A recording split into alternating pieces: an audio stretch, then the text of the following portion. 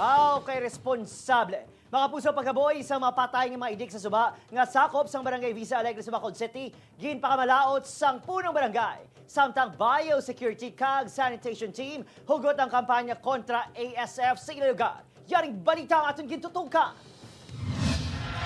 Sang damlag lang sa nasapuan ng isa ka baboy nga gintagbong sa sulod sang manhole sa isa ka subdivision sa barangay Visa Alegre. Sang Domingo, 6 naman ka mga idik ang nasapuan nga nagautaw-utaw sa Lupit Puquin River. Tubtob nga nagtupa sa kilid suba nga sakop sang Purok Kabulakan sa pareho nga barangay. Ang iningahitabo ang ginapakamalaot ni punong barangay Jose Maria Leandro de Leon.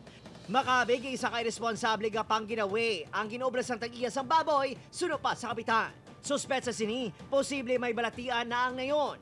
Ginihaw kag ang maidik sa chance na yon ang gintagbok sa suba. Remember, once they do that, it's almost like an economic sabotage. Na ginalatnan mo lang kung si sinuda. Kaya ikaw yung mayroon, bahala na eh. Kahapos kila na ilubong. Kahapos kila yung kotkotones na. Kag ilubong sa insakto. Ang gingwa iya kami pagipalubong niya. Ang anom ka maidik ang gilayo naman nga ginpalubong sa barangay.